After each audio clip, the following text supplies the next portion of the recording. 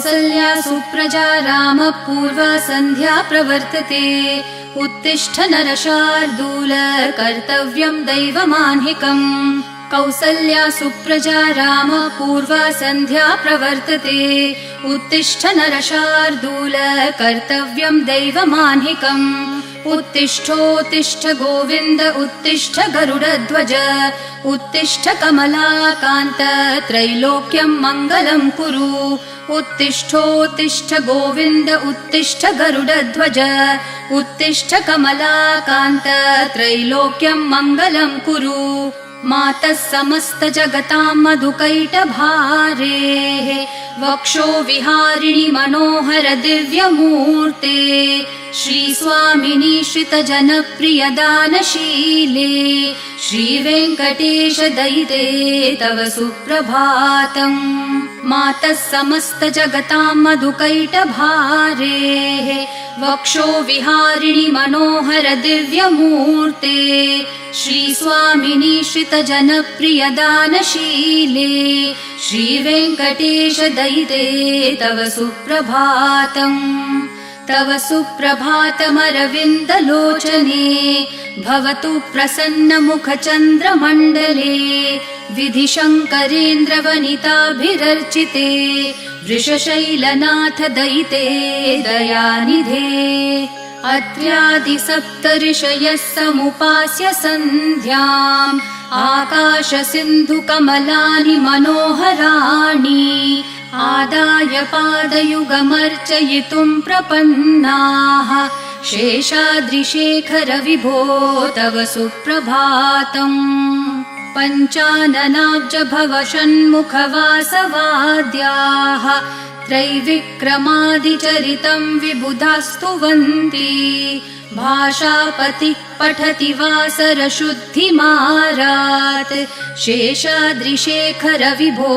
तव सुप्रभातम् ईषत्प्रफुल्लसरसीरुहनारिकेलपूगद्रुमादिसुमनोहरपालिकानाम् आवाति मन्दमनिलः सह दिव्यगन्धैः शेषाद्रिशेखर विभो तव सुप्रभातम् उन्मील्य नेत्रयुगमुत्तम पञ्चरस्था पात्रावशिष्ठकदलीफलपायसानि भूत्वा सलीलमथ केलिशुकाः पठन्ति शेषाद्रिशेखर विभो तव सुप्रभातम् तन्त्री प्रकर्ष मधुरस्वनया विपञ्च्या गायत्यनन्तचरितं तव नारदोऽपि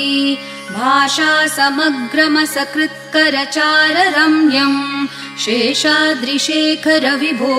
तव सुप्रभातम् भृङ्गावली च मकरन्दरसानुविद्धझनकारगीतनिनदैः सह सेवनाय निर्यात्युपान्तसरसी कमलोदरेभ्यः शेषाद्रिशेखर विभो तव सुप्रभातम् योषागणेन वरदग्निविमथ्यमाने घोषालयेषु दधिमन्थन तीव्रघोषाः रोषात् कलिं वदधते ककुभश्च कुम्भाः शेषाद्रिशेखर विभो तव सुप्रभातम् पद्मेशमित्रशतपत्रगतालिवर्गाः हर्तुं श्रियं कुवलयस्य निजाङ्गलक्ष्म्या भेरीनिनादमिव बिभ्रति तीव्रनादम् शेषाद्रिशेखर विभो तव सुप्रभातम् श्रीमन्नभीष्टवरदाखिललोकबन्धो श्री श्रीनिवास जगदैकदयैकसिन्धो श्रीदेवतागृहभुजान्तर दिव्यमूर्ते श्रीवेङ्कटाचलपते तव सुप्रभातम् श्रीमन्नभीष्टवरदाखिललोकबन्धो श्री श्रीनिवास जगदेकदयैकसिन्धो श्रीदेवतागृहभुजान्तर दिव्यमूर्ते श्रीवेङ्कटाचलपते तव सुप्रभातम् श्रीस्वामी पुष्करिणिकाप्लवनिर्मलाङ्गाः श्रेयोर्थिनो हरविरिञ्च सनन्दनाद्याः द्वारे वसन्ति वरवेत्रहतोत्तमाङ्गाः श्रीवेङ्कटाचलपते तव सुप्रभातम्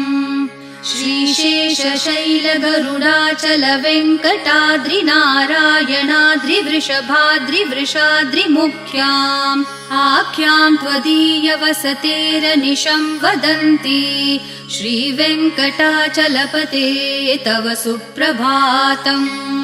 सेवापरः शिवसुरेश कृशानुधर्मरक्षोऽम्बुनाथ पवमानधनाधिनाथाः बद्धाञ्जलि प्रविलसन्निज शीर्षदेशाः श्रीवेङ्कटाचलपते तव सुप्रभातम् घाटेषु ते विहगराज मृगाधिराज नागाधिराज गजराज हयाधिराजाः स्वस्वाधिकारमहिमाधिकमर्थयन्ते श्रीवेङ्कटाचलपते तव सुप्रभातम् सूर्येन्दुभौमबुधवाक्पतिकाव्यसौरिस्वरभानुकेतुदिविषत्परिषत्प्रधानाः त्वद्दासदासचरमावधिदासदासाः श्रीवेङ्कटाचलपते तव सुप्रभातम् त्वत्पादधूलिभरितस्फुरितोत्तमाङ्गाः स्वर्गापवर्गनिरपेक्षनिजान्तरङ्गाः कल्पागमाकलनयाकुलतां लभन्ते श्रीवेङ्कटाचलपते तव सुप्रभातम् त्वद्गोपुराग्रशिखराणि निरीक्षमाणाः स्वर्गापवर्गपदवीं परमाश्रयन्तः मर्त्या मनुष्यभुवने मतिमाश्रयन्ते श्रीवेङ्कटाचलपते तव सुप्रभातम् श्रीभूमिनायकदयादिगुणामृताब्धे देवाधिदेव जगदेक शरण्यमूर्ते श्रीमन् अनन्त गरुडादिभिरर्चिताङ्घ्रे श्रीवेङ्कटाचलपते तव सुप्रभातम् श्रीपद्मनाभ पुरुषोत्तम वासुदेव वैकुण्ठमाधव जनार्दन चक्रपाणे श्रीवत्सचिह्न शरणागत पारिजात श्रीवेङ्कटाचलपते तव सुप्रभातम्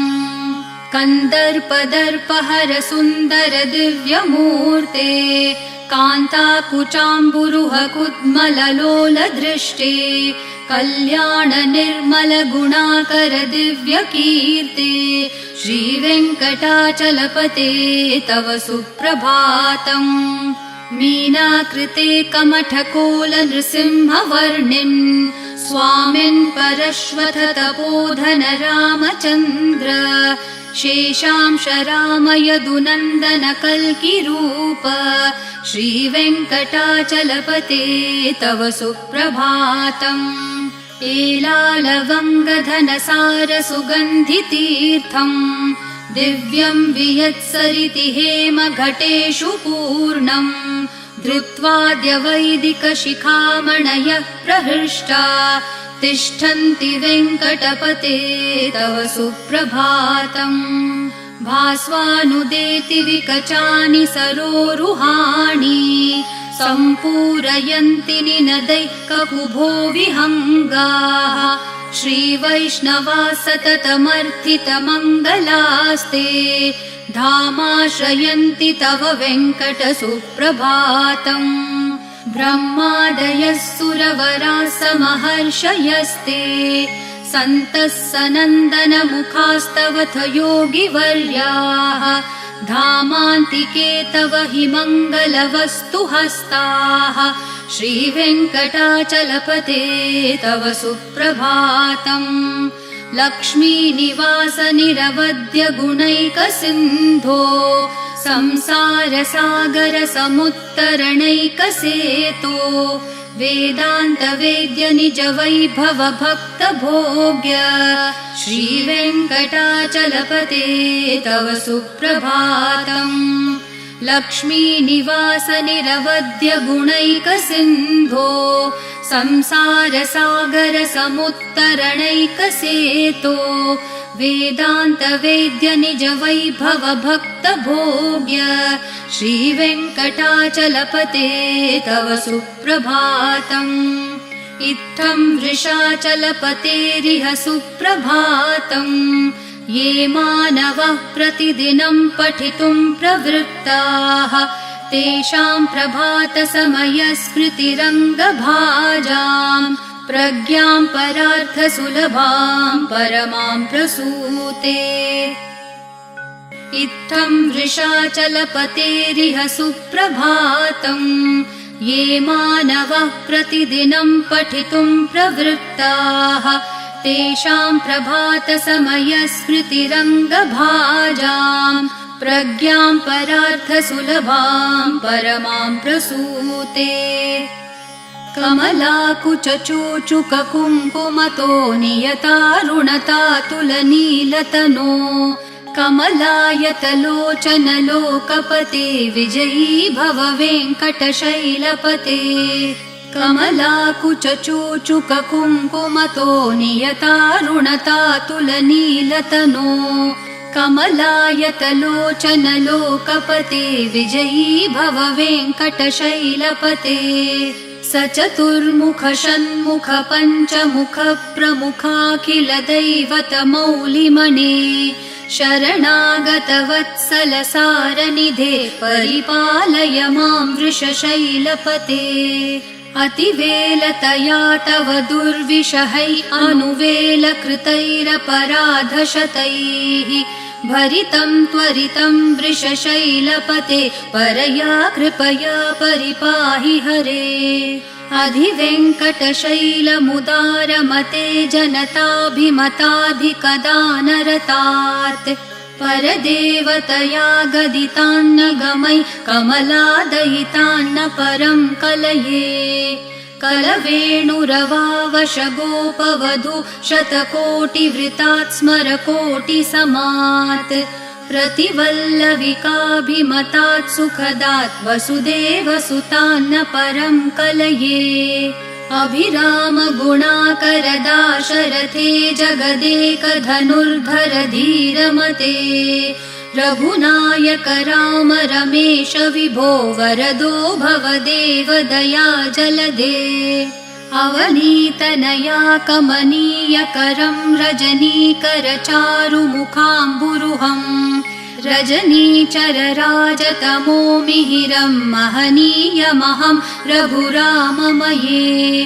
सुमुखं सुहृदं सुलभं सुखदं स्वनुजं च सुखाय ममोघशरम् अपहाय रघुत्वहमन्यमहं न कथञ्चन कञ्चन जातु भजे। विना वेङ्कटेशं न नाथो न नाथ सदा वेङ्कटेशं स्मरामि स्मरामि। हरे वेङ्कटेश प्रसीद प्रसीद प्रियं वेङ्कटेश प्रयच्छ प्रयच्छ। विना वेङ्कटेशं न नाथो न नाथ सदा वेङ्कटेशं स्मरामि स्मरामि। हरे वेङ्कटेश प्रसीद प्रसीद प्रियं वेङ्कटेश प्रयच्छ प्रयच्छ। अहं दूरतस्ते पदाम्भोजयुग्म प्रणामेच्छयागत्य सेवां करोमि। सकृत्सेवया नित्यसेवाफलं त्वं प्रयच्छ प्रयच्छ प्रभो वेङ्कटेश। अज्ञानिना मया दोषान् अशेषान् विहितान् हरे क्षमस्वत्वं क्षमस्वत्वं शेषशैलशिखामणे। अज्ञानिना मया दोषान् अशेषान् विहितान् हरे क्षमस्वत्वं क्षमस्वत्वं शेषशैलशिखामणे। ईशानां जगतोऽस्य वेङ्कटपतेर्विष्णोः परां प्रेयसीं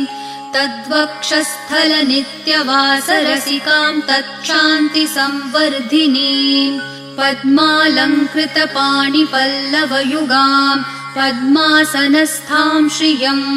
वात्सल्यादिगुणोज्ज्वलां भगवतीं वन्दे जगन्मातरम् ईशानां जगतोऽस्य वेङ्कटपतेर्विष्णोः परां प्रेयसीं तद्वक्षस्थलनित्यवासरसिकां तच्छान्तिसंवर्धिनीं पद्मालङ्कृतपाणिपल्लवयुगां पद्मासनस्थां श्रियम् वात्सल्यादिगुणोज्ज्वलां भगवतीं वन्दे जगन्मातरम् श्रीमान् कृपाजलनिधे कृतसर्वलोकसर्वज्ञ शक्तनतवत्सल सर्वशेषिन् स्वामिन् सुशीलसुलभाश्रितपारिजात श्रीवेङ्कटेश चरणौ शरणं प्रपद्ये श्रीमान् कृपाजलनिधे कृतसर्वलोकसर्वज्ञ शक्तनतवत्सल सर्वशेषिन् स्वामिन् सुशीलसुलभाश्रितपारिजात श्रीवेङ्कटेश चरणौ शरणं प्रपद्ये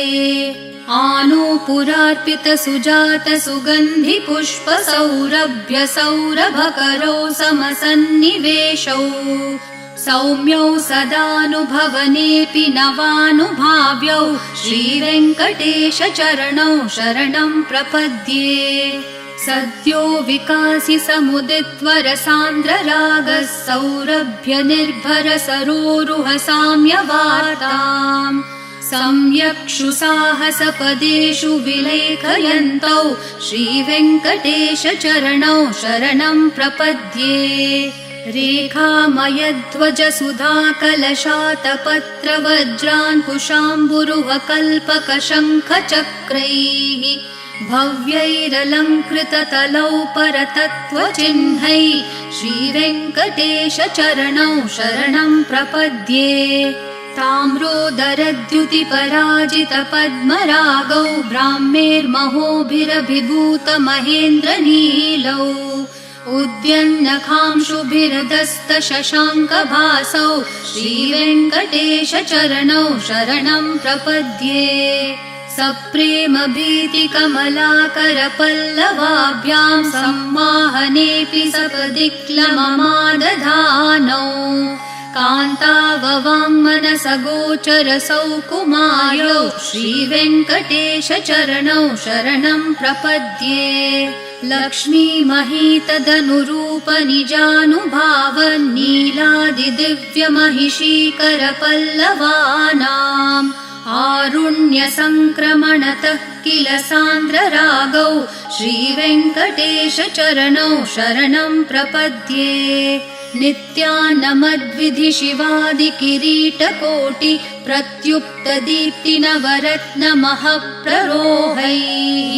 नीराजनाविधिमुदारमुपादधानौ श्रीवेङ्कटेश चरणौ शरणं प्रपद्ये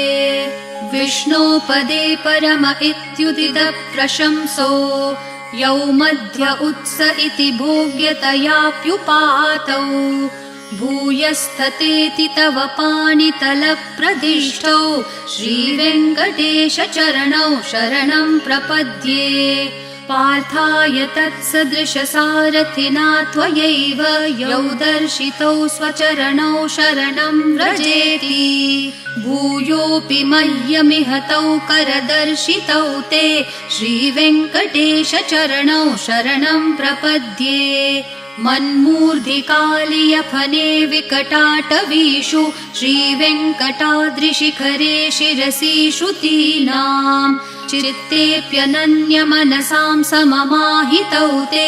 श्रीवेङ्कटेश चरणौ शरणं प्रपद्ये आम्लानहृष्यदवनीतलकीर्णपुष्पौ श्रीवेङ्कटाद्रिशिखराभरणायमानौ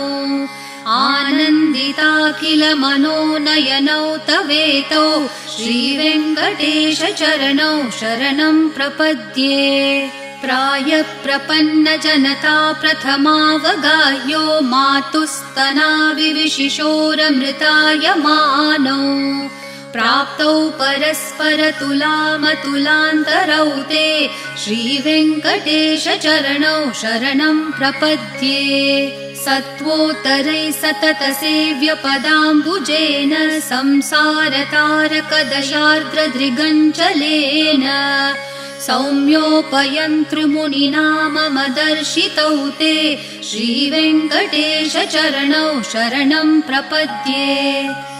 सत्वोत्तरैः सततसेव्यपदाम्बुजेन संसारतारकदशार्द्रदृगञ्चलेन सौम्योपयन्तृमुनिना मम दर्शितौ ते श्रीवेङ्कटेशचरणौ शरणं प्रपद्ये